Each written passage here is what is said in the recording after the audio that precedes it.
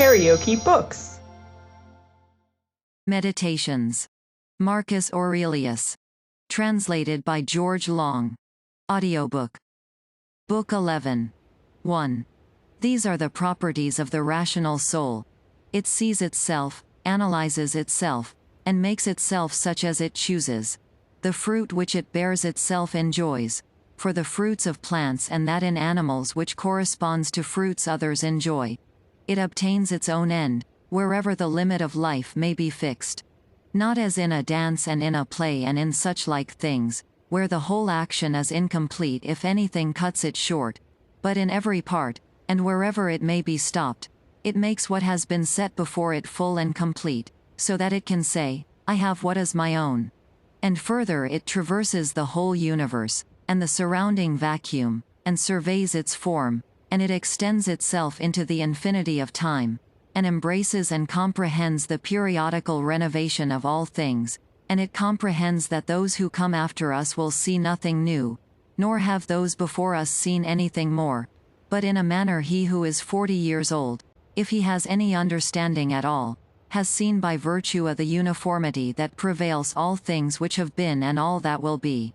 This too is a property of the rational soul, love of one's neighbor, and truth and modesty, and to value nothing more than itself, which is also the property of law. Thus the right reason differs not at all from the reason of justice. 2. Thou wilt set little value on pleasing song and dancing and the pancratium. If thou wilt distribute the melody of the voice into its several sounds, and ask thyself as to each, if thou art mastered by this, for thou wilt be prevented by shame from confessing it. And in the matter of dancing, if at each movement and attitude thou wilt do the same. And the like also in the matter of the pancratium. In all things, then, except virtue and the acts of virtue, remember to apply thyself to their several parts, and by this division to come to value them little.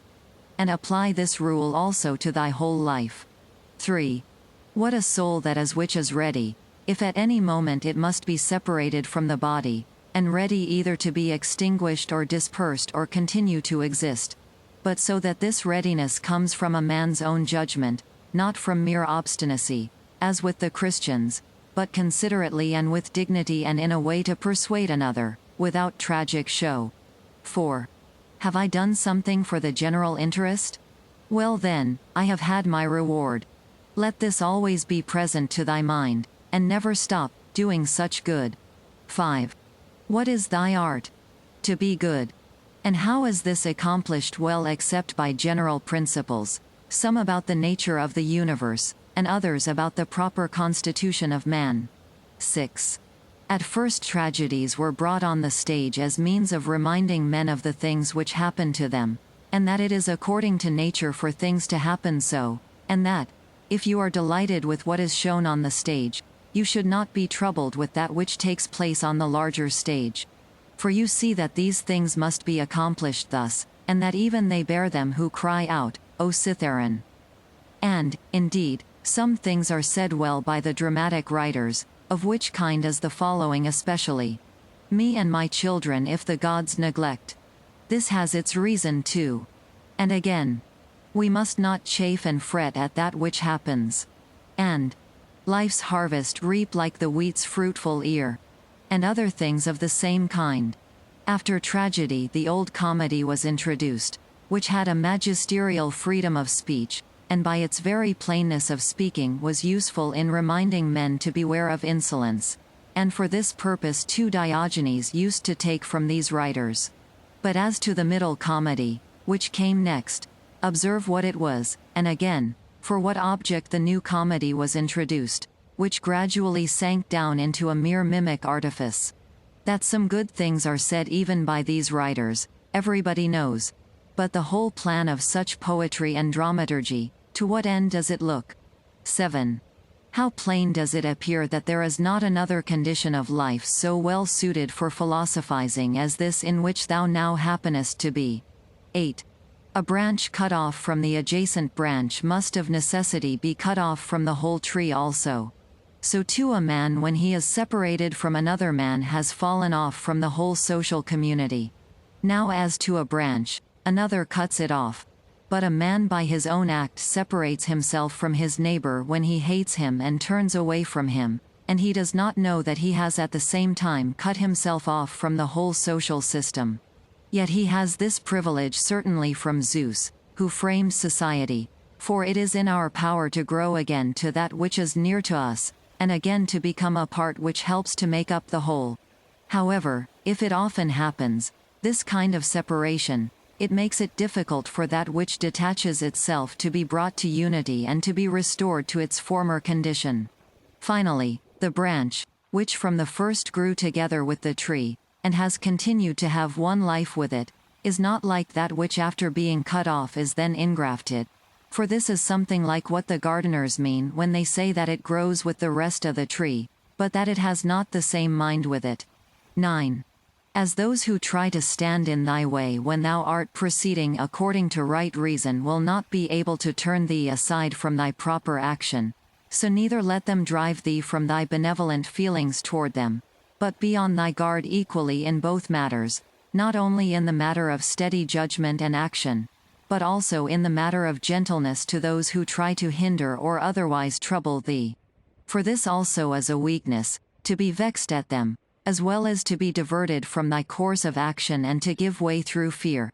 For both are equally deserters from their post, the man who does it through fear, and the man who is alienated from him who is by nature a kinsman and a friend. 10. There is no nature which is inferior to art, for the arts imitate the natures of things. But if this is so, that nature which is the most perfect and the most comprehensive of all natures, cannot fall short of the skill of art. Now all arts do the inferior things for the sake of the superior, therefore the universal nature does so too. And, indeed, hence is the origin of justice, and in justice the other virtues have their foundation. For justice will not be observed, if we either care for middle things, things indifferent, or are easily deceived and careless and changeable. 11. If the things do not come to thee, the pursuits and avoidances of which disturb thee, still in a manner thou goest to them. Let then thy judgment about them be at rest, and they will remain quiet, and thou wilt not be seen either pursuing or avoiding. 12. The spherical form of the soul maintains its figure when it is neither extended towards any object, nor contracted inwards, nor dispersed, nor sinks down, but is illuminated by light, by which it sees the truth of all things and the truth that is in itself. 13. Suppose any man shall despise me. Let him look to that himself. But I will look to this, that I be not discovered doing or saying anything deserving of contempt. Shall any man hate me? Let him look to it. But I will be mild and benevolent towards every man, and ready to show even him his mistake, not reproachfully, nor yet as making a display of my endurance, but nobly and honestly, like the great Phocion, unless indeed he only assumed it. For the interior parts ought to be such, and a man ought to be seen by the gods neither dissatisfied with anything nor complaining. For what evil is it to thee, if thou art now doing what is agreeable to thy own nature, and art satisfied with that which at this moment is suitable to the nature of the universe, since thou art a human being placed at thy post in order that what is for the common advantage may be done in some way? 14. Men despise one another and flatter one another. And men wish to raise themselves above one another, and crouch before one another. 15. How unsound and insincere is he who says, I have determined to deal with thee in a fair way. What art thou doing, man? There is no occasion to give this notice. It will soon show itself by acts. The voice ought to be plainly written on the forehead. Such as a man's character is, he immediately shows it in his eyes, just as he who is beloved forthwith reads everything in the eyes of lovers. The man who is honest and good ought to be exactly like a man who smells strong, so that the bystander as soon as he comes near him must smell whether he choose or not. But the affectation of simplicity is like a crooked stick. Nothing is more disgraceful than a wolfish friendship, false friendship. Avoid this most of all. The good and simple and benevolent show all these things in the eyes, and there is no mistaking. 16. As to living in the best way, this power is in the soul, if it be indifferent to things which are indifferent. And it will be indifferent, if it looks on each of these things separately and all together, and if it remembers that not one of them produces in us an opinion about itself, nor comes to us. But these things remain immovable, and it is we ourselves who produce the judgments about them, and, as we may say, write them in ourselves, it being in our power not to write them, and it being in our power, if perchance these judgments have imperceptibly got admission to our minds, to wipe them out. And if we remember also that such attention will only be for a short time, and then life will be at an end. Besides, what trouble is there at all in doing this? For if these things are according to nature, rejoice in them and they will be easy to thee. But if contrary to nature, seek what is conformable to thy own nature, and strive towards this, even if it bring no reputation. For every man is allowed to seek his own good. 17. Consider whence each thing is come, and of what it consists, and into what it changes, and what kind of a thing it will be when it has changed, and that it will sustain no harm. 18. If any have offended against thee, consider first, what is my relation to men, and that we are made for one another. And in another respect I was made to be set over them, as a ram over the flock or a bull over the herd. But examine the matter from first principles, from this. If all things are not mere atoms, it is nature which orders all things. If this is so, the inferior things exist for the sake of the superior, and these for the sake of one another. Second, consider what kind of men they are at table, in bed, and so forth, and particularly, under what compulsions in respect of opinions they are, and as to their acts, consider with what pride they do what they do. Third, that if men do rightly what they do, we ought not to be displeased. But if they do not right, it is plain that they do so involuntarily and in ignorance. For as every soul is unwillingly deprived of the truth, so also is it unwillingly deprived of the power of behaving to each man according to his deserts. Accordingly men are pained when they are called unjust, ungrateful, and greedy, and in a word wrong-doers to their neighbors. Fourth, consider that thou also doest many things wrong, and that thou art a man like others, and even if thou dost abstain from certain faults, still thou hast the disposition to commit them, though either through cowardice, or concern about reputation, or some such mean motive, thou dost abstain from such faults. Fifth, consider that thou dost not even understand whether men are doing wrong or not, for many things are done with a certain reference to circumstances. And in short, a man must learn a great deal to enable him to pass a correct judgment on another man's acts. Sixth, consider when thou art much vexed or grieved, that man's life is only a moment, and after a short time we are all laid out dead. Seventh, that it is not men's acts which disturb us, for those acts have their foundation in men's ruling principles, but it is our own opinions which disturb us. Take away these opinions then, and resolve to dismiss thy judgment about an act as if it were something grievous, and thy anger is gone. How then shall I take away these opinions? By reflecting that no wrongful act of another brings shame on thee. For unless that which is shameful is alone bad, thou also must of necessity do many things wrong, and become a robber and everything else. Eighth, consider how much more pain is brought on us by the anger and vexation caused by such acts than by the acts themselves, at which we are angry and vexed. Ninth, consider that a good disposition is invincible if it be genuine, and not an affected smile and acting a part. For what will the most violent man do to thee, if thou continuest to be of a kind disposition towards him, and if, as opportunity offers, thou gently admonishest him and calmly correctest his errors at the very time when he is trying to do thee harm, saying, "Not so, my child. We are constituted by nature for something else. I shall certainly not be injured, but thou art injuring thyself, my child." And show him with gentle tact and by general principles that this is so, and that even bees do not do as he does, nor any animals which are formed by nature to be gregarious. And thou must do this neither with any double meaning nor in the way of reproach. but affectionately and without any rancor in thy soul, and not as if thou wert lecturing him, nor yet that any bystander may admire, but either when he is alone, and if others are present. Remember these 9 rules, as if thou hadst received them as a gift from the Muses, and begin at last to be a man while thou livest. But thou must equally avoid nattering men and being vexed at them, for both are unsocial and lead to harm. And let this truth be present to thee in the excitement of anger, that to be moved by passion is not manly, but that mildness and gentleness, as they are more agreeable to human nature, so also are they more manly. And he who possesses these qualities possesses strength, nerves, and courage, and not the man who is subject to fits of passion and discontent. For in the same degree in which a man's mind is nearer to freedom from all passion, in the same degree also is it nearer to strength. And as the sense of pain is a characteristic of weakness, so also is anger. For he who yields to pain and he who yields to anger, both are wounded and both submit.